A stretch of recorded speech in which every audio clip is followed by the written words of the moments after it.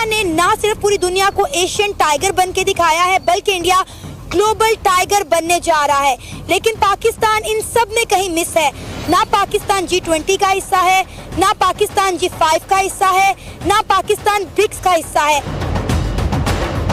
60s और 70s का पाकिस्तान अच्छा था इंडिया से। मतलब हम रिसेंटली सेपरेट हुए थे, उस टाइम पे हमारा माइंडसेट भी थोड़ा बहुत ठीक था।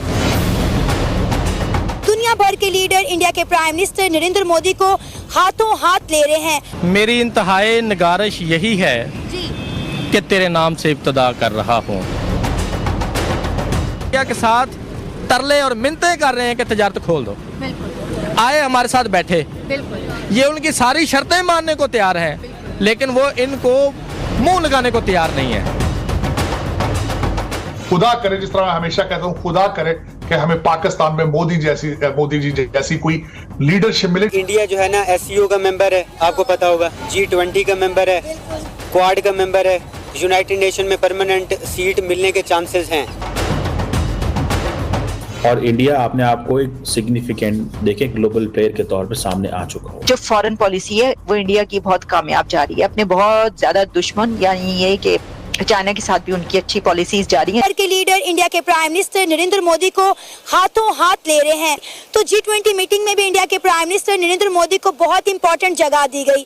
एक तरफ जो बाइडेन बैठे हुए थे और दूसरी तरफ ब्राजील के प्रेसिडेंट बैठे हुए थे और बीच में इंडिया के प्राइम मिनिस्टर नरेंद्र मोदी मौजूद थे। इंडिया ने ना सिर्फ पूरी दुनिया को एशियन टाइगर बन के दिखाया है, बल्कि इंडिया ग्लोबल टाइगर बनने जा रहा है। लेकिन पाकिस्तान इन सब में कहीं मिस है। ना पाकिस्तान G20 का हिस्सा है, ना पाकिस्तान G5 का हिस्सा है, ना पाकिस्तान ब्रिक्स का हिस्सा है। 60s और 70s का पाकिस्तान अच्छा था इंडिया से। मतलब हम रिसेंटली सेपरेट हुए थे, उस टाइम पे हमारा माइंडसेट भी थोड़ा बहुत ठीक के साथ तरले और मिन्नतें कर रहे हैं कि तजारत खोल दो। आए हमारे साथ बैठे, ये उनकी सारी शर्तें मानने को तैयार हैं, लेकिन वो इनको मुंह लगाने को तैयार नहीं है। इनको मेरे मुंह से कोई गलत जुमला निकलने लगा था, अब वो इनको किसी इशू के ऊपर भी अपने बराबर नहीं समझता, ना इनके साथ वो डील करना चाहता है।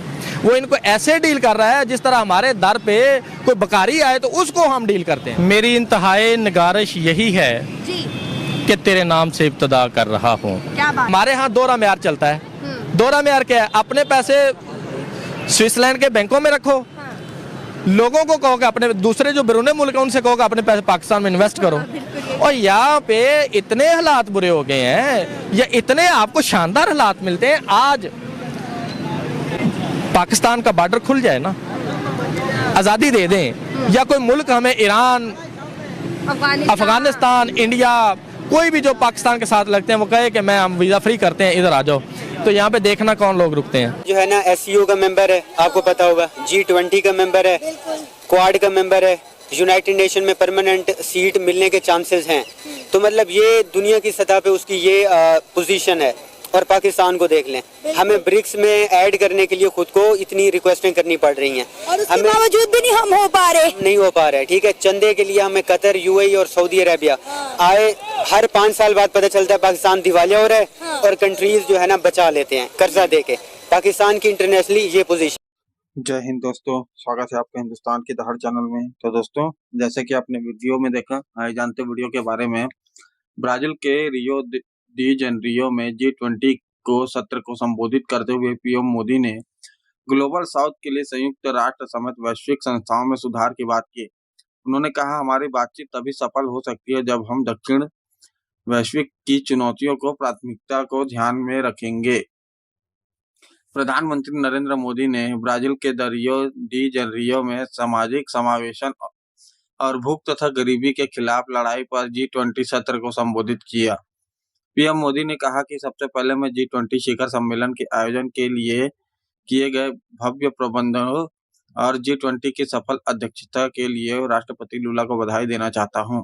दुनिया के सबसे प्रभावशाली नेताओं को संबोधित करते हुए कहा कि भारत की सफलता का मुख्य कारण उनकी सरकार का बुनियादी बातों की ओर वापस लौटना तथा भविष्य की ओर बढ़ना तथा दृष्टिकोण है। पीएम मोदी ने कहा कि नई दिल्ली में G20 शिखर सम्मेलन के लिए जन केंद्रित निर्णयों को ब्राजील की अध्यक्षता के दौरान आगे बढ़ाया गया। यह बहुत संतोष की बात है कि हमने एसडीजी को प्राथमिकता दी, हमने समावेशी विकास, महिला नेतृत्व वाले विकास और युवा शक्ति पर ध्यान केंद्रित किया।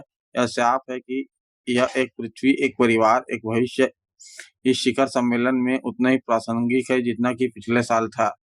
उन्होंने कहा कि पिछले 10 सालों में हमने 25 करोड़ लोगों को गरीबी से बाहर निकाला है, 80 करोड़ से ज्यादा लोगों को मुफ्त में अनाज दिया जा रहा है। दुनिया की सबसे बड़ी स्वास्थ्य बीमा योजना से 55 करोड़ लोग लाभान्वित हो रहे हैं। अब 70 साल से ज्यादा उम्र के 6 करोड़ वरिष्ठ नागरिक को भी मुफ्त स्वास्थ्य बीमा का लाभ उठा सकेंगे।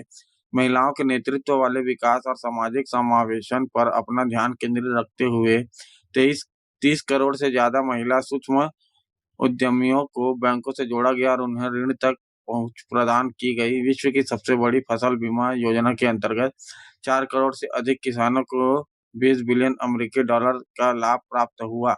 किसान योजना के तहत 11 करोड़ किसानों को 40 बिलियन डॉलर से अधिक की सहायता राशि दी गई। इसके अलावा उन्होंने कहा, भारत वैश्विक खाद्य सुरक्षा में भी योगदान दे रहा है। हाल ही में हमने मलावी, जाम्बिया और जिम्बाब्वे को मानवीय सहायता प्रदान की। प्रधानमंत्री ने कहा कि हम भूख और गरीबी के खिलाफ वैश्विक गठबंधन के लिए ब्राजील की पहल को समर्थन करते हैं। यह नई दिल्ली शिखर सम्मेलन में अपनाया गया खाद्य सुरक्षा के लिए डेक्कन उच्च स्तरीय सिद्धांतों को लागू करने की एक दिशा में महत्वपूर्ण कदम है। तो दोस्तों, अगर आपको ऐसी वीडियो देखना पसंद है तो हमारे चैनल को सब्सक्राइब करें तथा वीडियो को लाइक करना ना भूलें। धन्यवाद। जय हिंद, जय भारत।